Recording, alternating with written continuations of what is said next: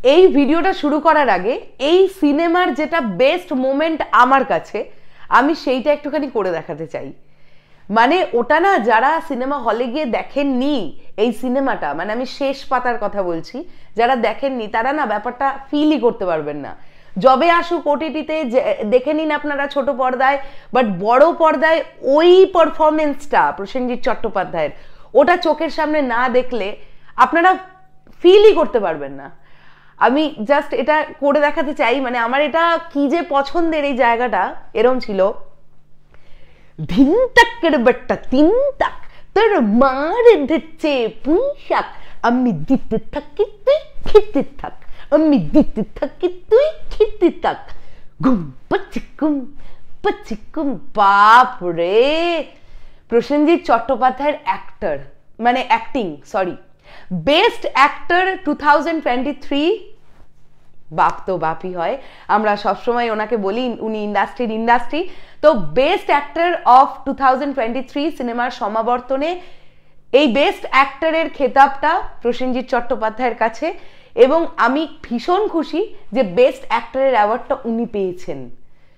অভিনয়ের দিক থেকে এখনো প্রসেনজিৎ চট্টোপাধ্যায়কে পিছনে ফেলার ভাই সময় লাগবে।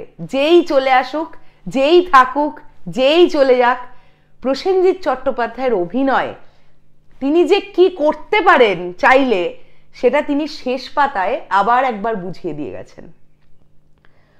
অসম্ভব সুন্দর একটা সিনেমা, এবং বলে বোঝাতে পারবো না যে কি অন্য রকম একটা গল্প। ওই আমরা যেগুলোকে বলি না আর্ট ফিল্ম, ধরে নিন এটা একটা আর্ট ফিল্ম, ঠিক আছে? একটা আর্ট ফিল্মে একজন মানুষের পারফরমেন্স দেখেছি প্রসেনজিৎ চট্টোপাধ্যায়, পাগল করা পারফরমেন্স, পাগল করা। এবার যদি আমি আসি, বেস্ট ডিরেক্টর পেয়েছেন অতনু ঘোষ শেষ পাতা সিনেমার জন্যও, এটার জন্যও আমি ভীষণ খুশি। কেননা এই ধরনের সিনেমাগুলো না আসলে এই অ্যাওয়ার্ড শোগুলোতেই তারা তাদের যে প্রাপ্যটা, মর্যাদাটা তারা পায়। এই সিনেমাগুলো না বড় পর্দায় যখন আসে, বাঙালি অডিয়েন্স ইতিমধ্যে সেই মর্যাদা সকলে আর দিতে পারে না। তাই জন্যেই এই সিনেমাগুলো আন্ডাররেটেড হয়ে থাকে। আমার মনে হয় যে এই সিনেমাগুলো নিয়ে আজকে আমরা কথা বলতে পারছি, সিনেমার সমাবর্তনকে তাই জন্য ধন্যবাদ যে এইরকম একটা অ্যাওয়ার্ড শো তারা অর্গানাইজ করেন এবং এই সিনেমাটি পেয়েছে।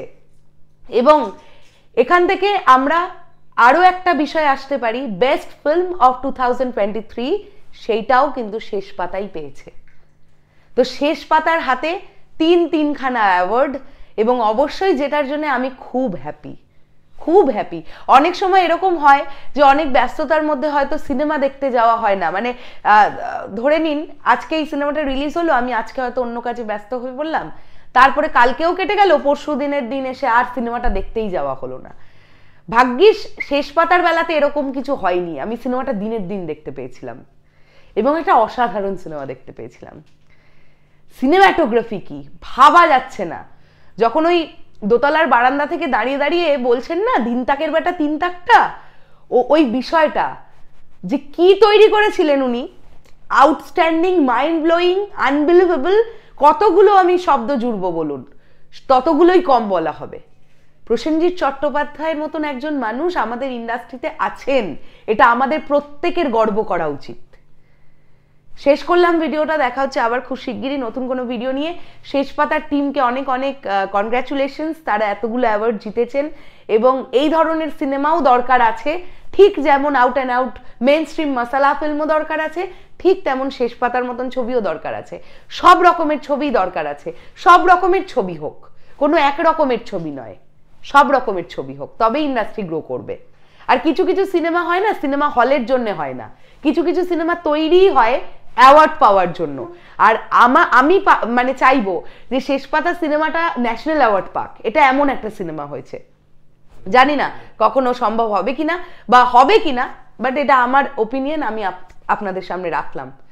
দেখা হচ্ছে আবার খুব শিগগিরই নতুন কোনো ভিডিও নিয়ে। তাহলে এখনের জন্য সকলকে বললাম টাটা।